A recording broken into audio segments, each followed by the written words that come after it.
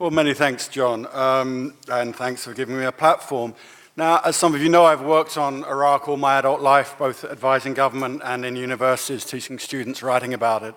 And like the Iraqi population themselves, my optimism or pessimism, my anger or depression has gone up and down. And I walked into today's special session on the future of Iraq rather naively being quite optimistic, and I walked out being very pessimistic. My optimism, I think, springs from the liberation of Iraq announced yesterday from the Islamic State or Daesh's dominance, a clear military victory where with coalition help, the Iraqi armed forces broke the military capacity of a sub-state actor. But my pessimism, and I think the pessimism of the panel and the audience in the breakout session, springs from a sense of familiarity.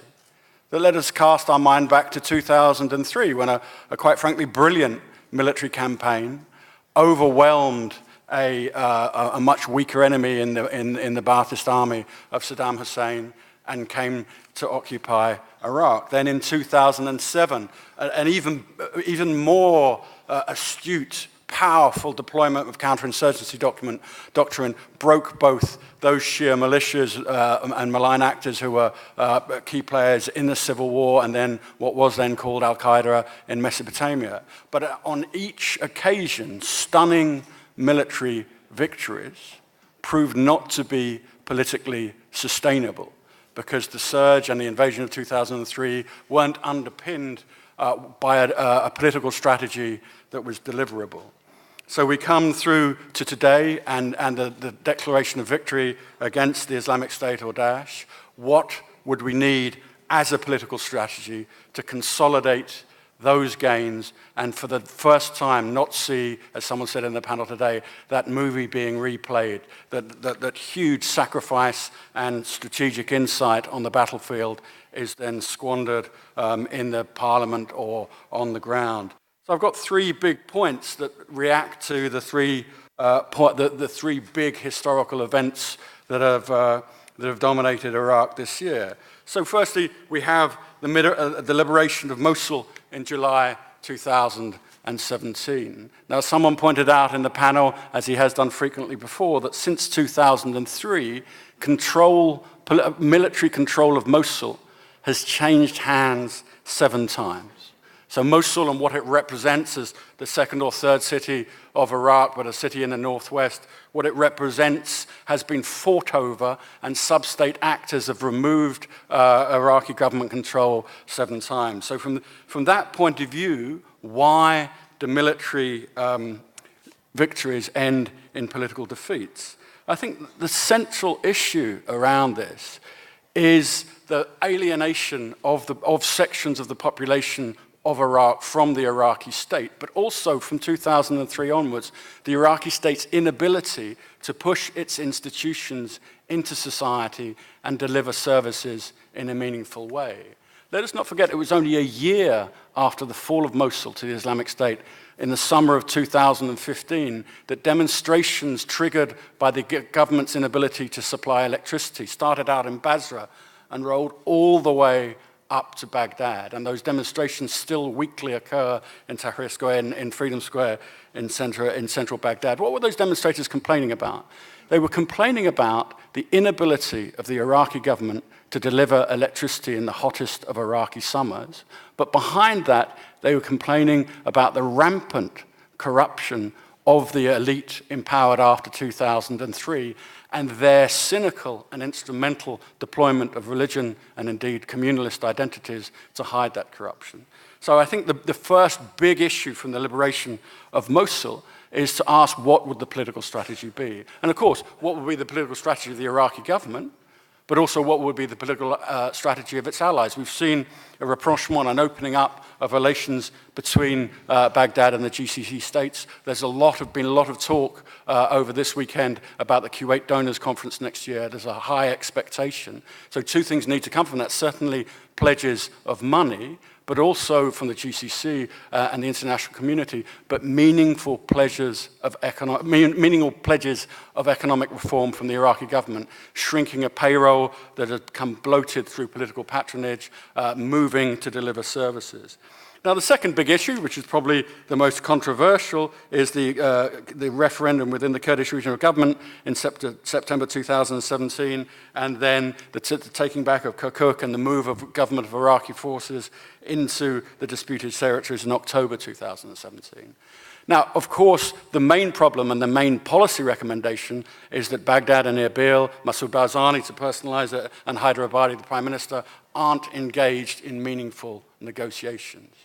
And the great worry against the background of a military victory is that inability to discuss, that inability to negotiate from good faith means that the military victory may well be squandered. But sitting behind that is the profound question that's never been answered.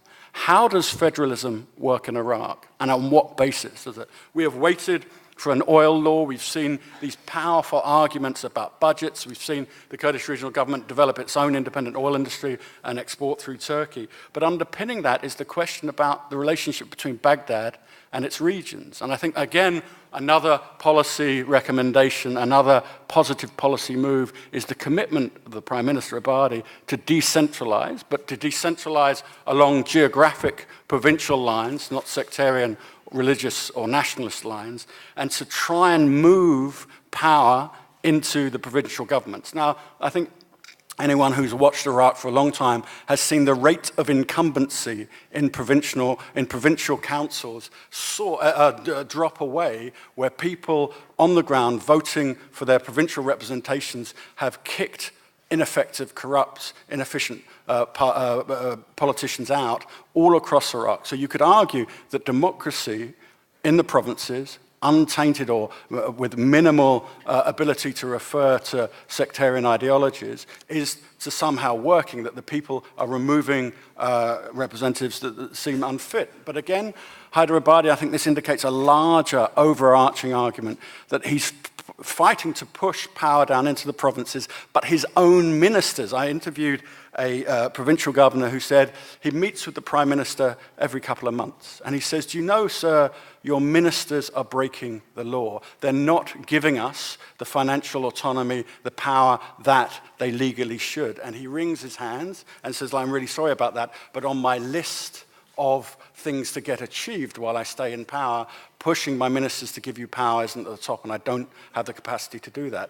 Whereas I think from the other side, provincial decentralization, the putting of agency and power down at the provincial level could be a way of starting to move to reform the Iraqi state, bring it closer to its population. And of course, the fourth thing is the elections, the national elections of May 2018. And again, there's a sense, I would amongst friends, I wouldn't put it any stronger than that, but there's a sense that Iraq may be moving beyond the sectarian politics that have dominated it since the two elections in 2005. As we know, after each national election, there's been a government of national unity built around what's called the Muhassasa system that basically divides up the ministries amongst the successful political parties, and then allows them to use the resources that the ministries bring for basically political corruption. And that's why the payroll of Iraq has expanded so rapidly, as people are employed for party political reasons, not for efficiency. So if we could move beyond the sectarian rhetoric, if Iraq can find a way to move to election campaigning that focuses on issues, who is the best person for this ministry? Do we need technocrats or politicians? Why can't we get enough electricity to our population in the summers? Why hasn't been corruption tackled? As opposed to focusing on sectarian identity as the lowest common denominator to mobilize people, scaring them, driving them to the ballot box. Then you could see potentially the end of the Muhassasa system, the removal of religion and communal difference as the drapery, the shield behind which Iraqi politicians fail to deliver to the people's needs. But of course, there is a legacy from the campaign against Daesh, and that is the legacy of the Hashtishabi, the popular mobilization units that has come up in nearly every plenary that we've been speaking about. Now, undoubtedly, as the Iraqi army collapsed, as the very mobile forces of Daesh swept from Mosul towards Baghdad, Ayatollah Sistani issued a powerful fatwa calling on all able-bodied Iraqis to join the government in defending Iraq. The outcome, I'm afraid, and this is poor English, but bear with me, was the re-militarization of Iraqi politics. That those existing militias that had been demobilized or the space they occupied had been shrunk from the 2007 surge onwards, re-empowered themselves, took that mass mobilization and brought those people to the front line.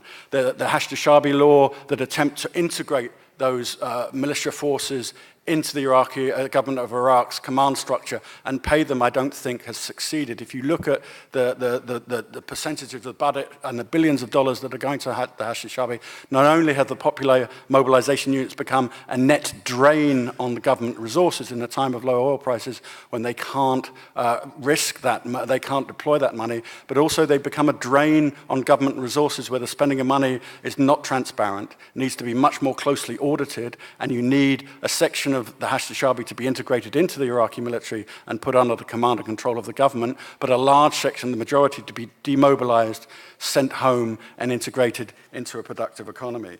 So against that background, I think, and keeping in mind the inability of both Iraq and the international community to capitalize on the victories of 2003 and 2007, there are a series of policy recommendations given humbly to you against the background of an Iraq policy review in the United States that is soon to be unveiled. The first is clearly learning the mistakes, not of 2007, but 2011.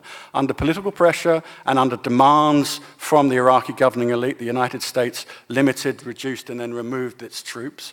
And with that came a lack of political influence and a lack of an ability to shape the ground in Iraq.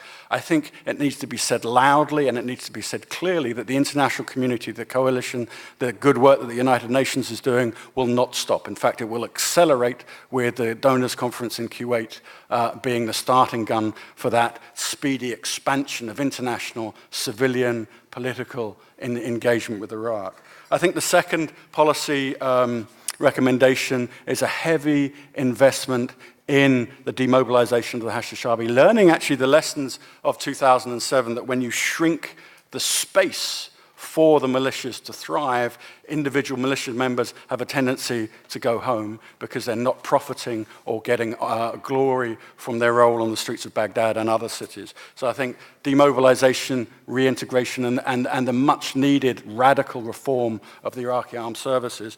And the final thing is the elections, the national elections of May 2018, a crucial set of elections where there's the possibility that the old divisive mobilizing techniques of sectarian division are put behind, and actually the Iraqi politicians move forward to focus on practical issues, manifestos about political reform, manifestos about reducing corruption, about moving towards a unitary polity that interacts with Iraqi citizens as citizens, not as members of sub-state groups. So for the international community, I think it's developing a political strategy, it's giving commitments to stay the course.